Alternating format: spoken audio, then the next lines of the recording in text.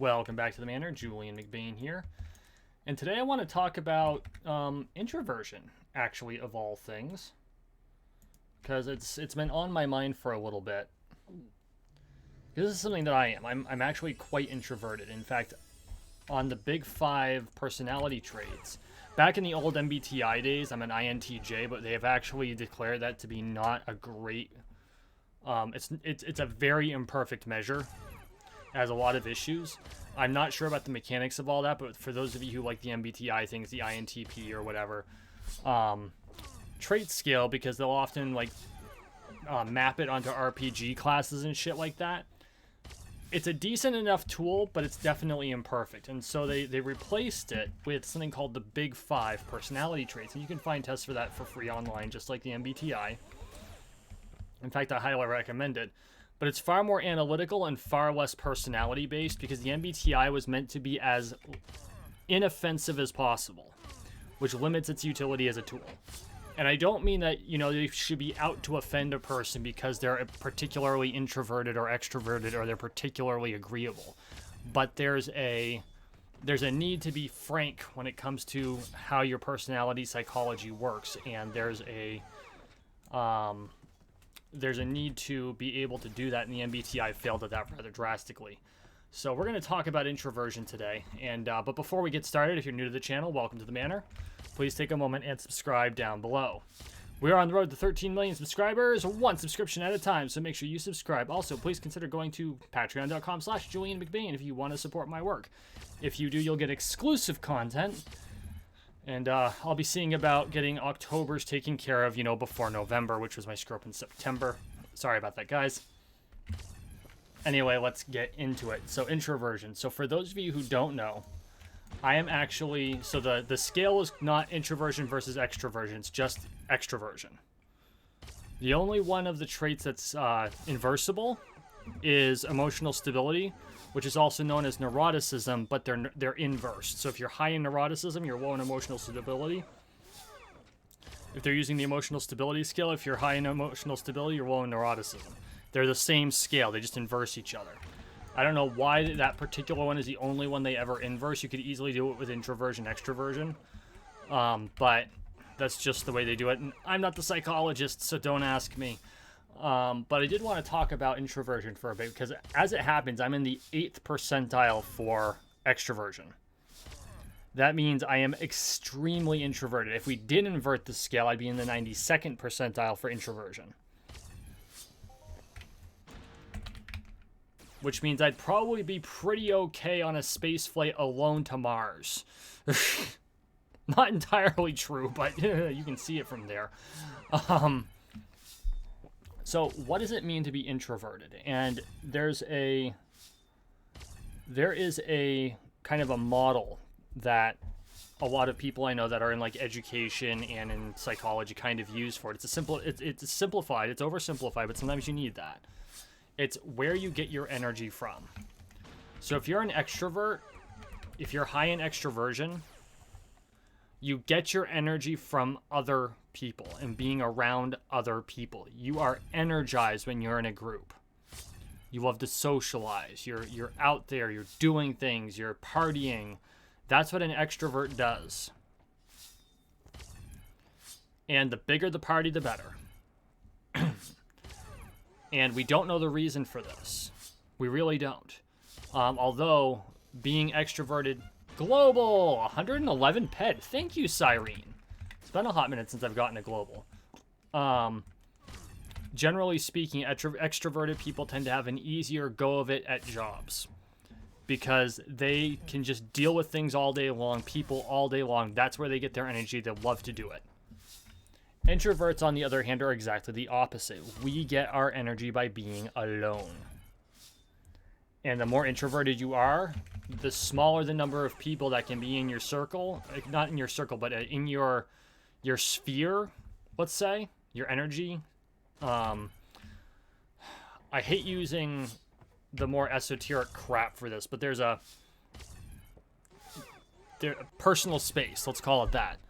The more introverted you are, the fewer number of people you can deal with having in your personal space without it causing you mayhem. Okay, so for instance, for me, it's extremely limited. Generally speaking, if I need, like, I went on a trip before COVID to Connecticut, and it was a full car. And we Airbnb'd, a bunch of us Airbnb'd together, and it was basically 3 days where I was around about 15 people nonstop, except at the event when it was like 300. So, okay. So we're driving back, and I think we had finally crossed the Vermont border, and we stopped at a Dunk's. For those of you who do not live on the East Coast, this is Dunkin' Donuts. It's a donut shop and coffee shop. It's a chain, franchises. Fairly consistent, pretty decent coffee, pretty decent donuts. In my opinion, superior to Krispy Kreme. I know that I probably just lost half my subscribers for saying that. So anyway, so we stop at a Dunk's, and I get my coffee, and I walk back to my car, because they're all socializing, right? I walk back to my car, and I shut the door, and I just close out the world for like 5 minutes. Because no one there, except for one person, is one of those people that can be in my space when I need to not, I call it not peopling. A lot of people call it not peopling. I needed to not people. And I was driving 4 others. So for most of the trip, I had to people in some way, shape, or form. So what happened is that the one person who can be there, my best friend, got into the car, and she's like, is everything okay? They were kind of surprised, and I said, I just need to not people for a minute. And everyone actually understood. I was very surprised. Everyone was very gracious about the fact that I needed like 5 minutes to myself, because she walked back. They're like, is he okay? Is there something wrong? And she's like, no, he's not peopling for a minute. And they actually gave me an extra couple of minutes before we got back on the road to just be in my own space, which was really nice. But that's just it, is introverts get exhausted when around people that aren't part of that group. And I think we all have that group.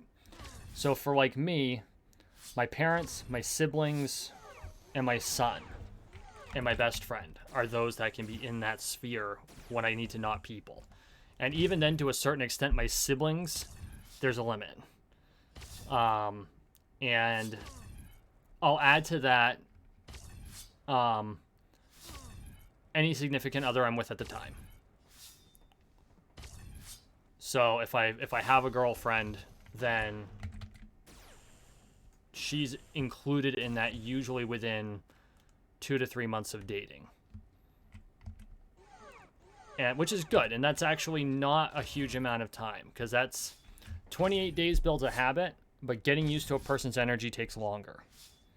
And we do have energy, and I'm not talking about in the oogie boogie magical sense. It's the magnetic fields that we have. We do feel those. I don't know the science behind it, but it is a thing. So yeah, it usually takes between 2 and 3 months for me to get used to a person enough that I'm dating for it to not be for it to be a total non-issue.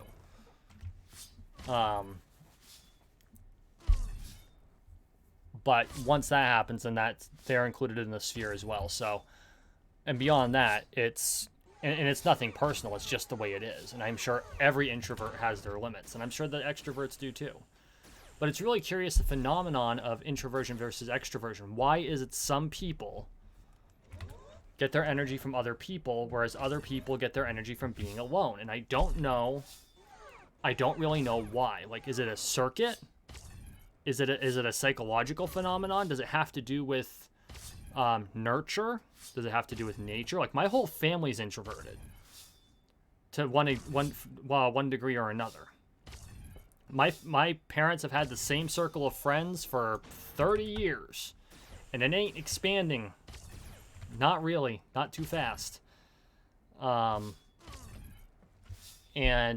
my circle of friends has actually shrunk dramatically.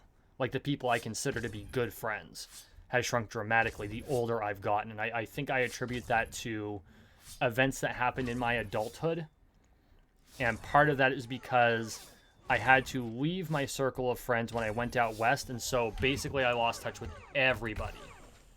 And by the time I came back, everything had changed. I was different. They were different.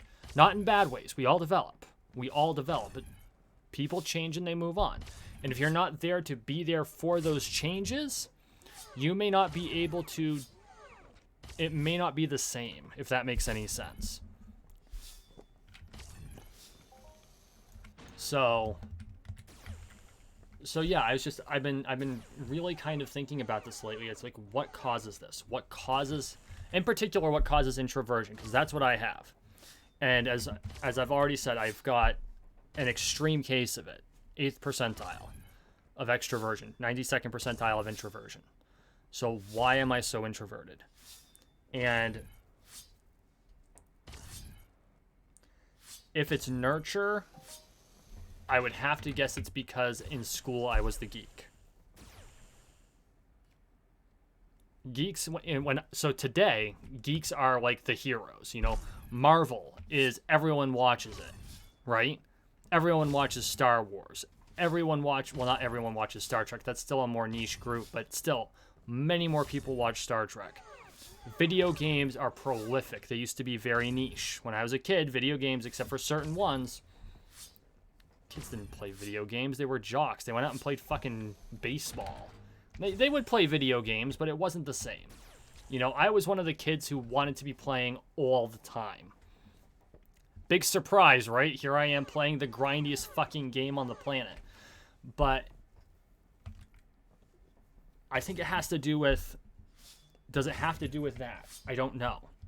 Does it have to do with just the way your genetics are? Because like I said, my whole family's introverted. Or is it because I was raised by introverts that I'm introverted? Because I just got used to it. I don't know. I'd love to hear your opinions.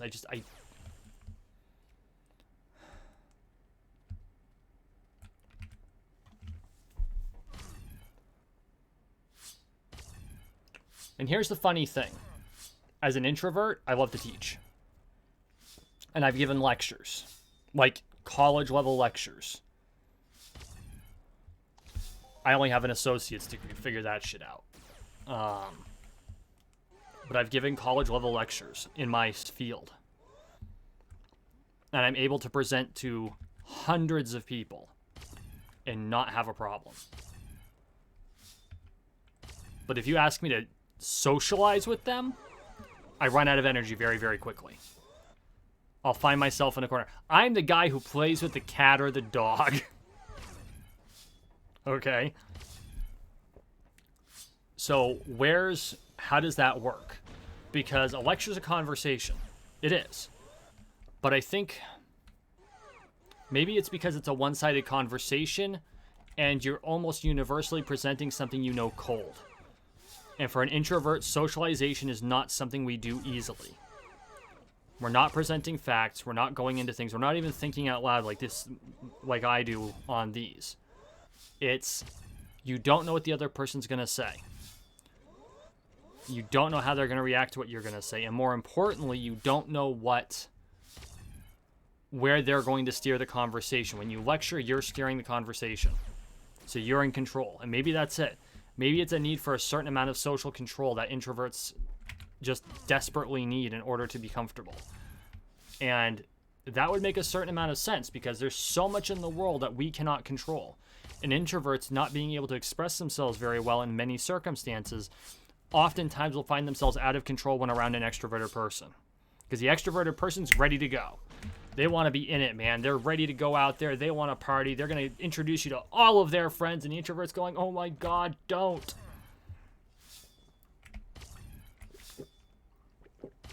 But that's also where the joke about the extrovert who always, where an introvert gets adopted by an extrovert to get them out a little bit. And the introvert helps the extrovert deal with times when there aren't many socialization opportunities, like, I don't know, the last year and a half.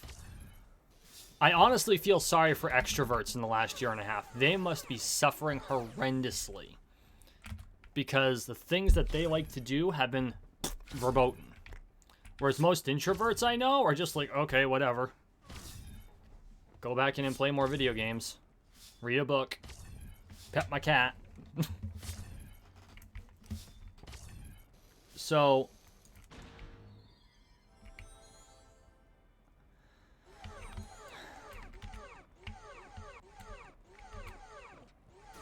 lost my train of thought there. Extroverts adopting introverts. So I honestly think that there is an advantage to having in any group of people, any group of friends, because again, my family, total introverts. All their friends, total introverts. They've been the same circle of friends for 30 years. That's not fair. 20 years. It's been more than 20 years. It's been less than 30 years.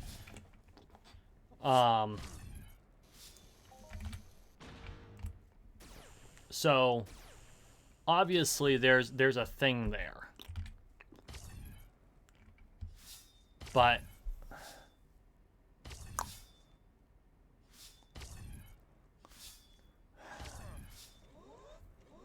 and to my knowledge, most of those friends don't interact outside of that circle. I think there's only one couple that I'm fairly sure does.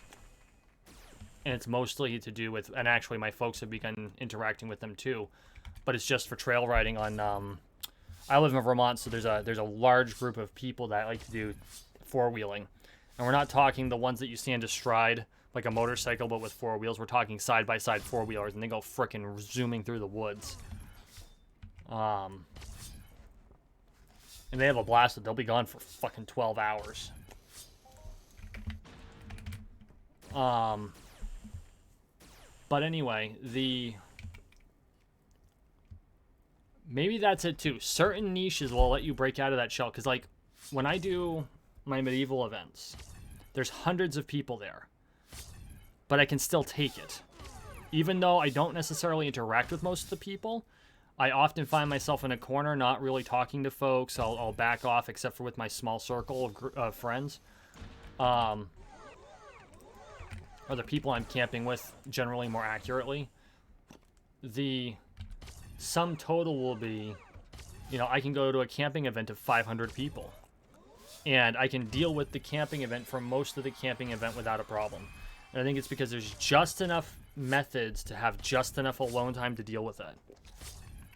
Am I under double attack? No. Oh, there's another player over there. So that's interesting too. Whoa. What is that thing? It's got to be a machine gun. It's got to be a BLP weapon. Look at that. That's freaking incredible. Sorry, guys, I'm getting distracted by the freaking pretty lights. Damn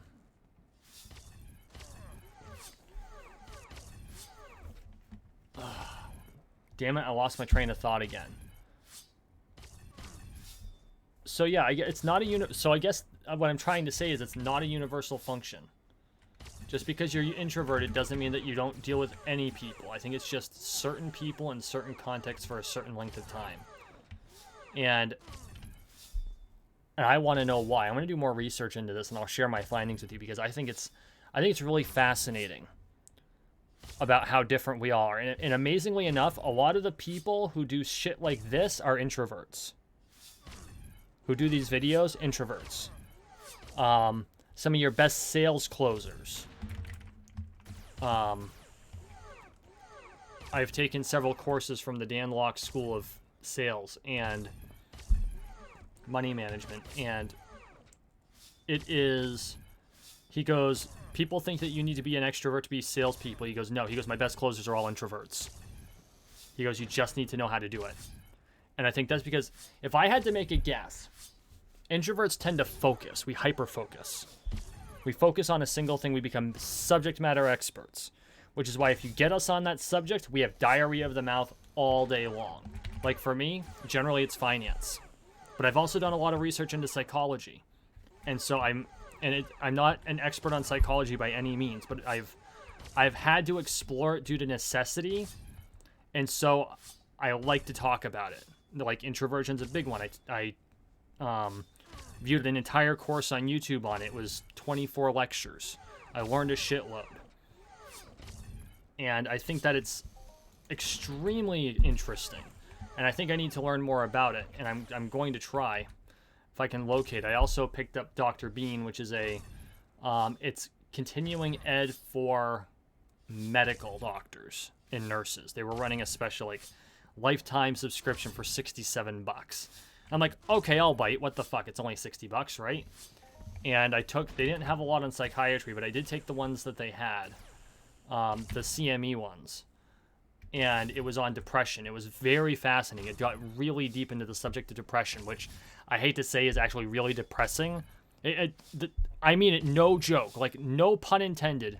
Learning about depression is depressing as hell, especially when you've suffered from it. Because not only do you know what it feels like to have depression, you understand the mechanics behind why you have depression. And then you feel bad because you know that there are ways to counter that depression, because that's what these courses teach you. And now you feel worse because you didn't counter your own depression when you were depressed. Yeah, how's that shit for you?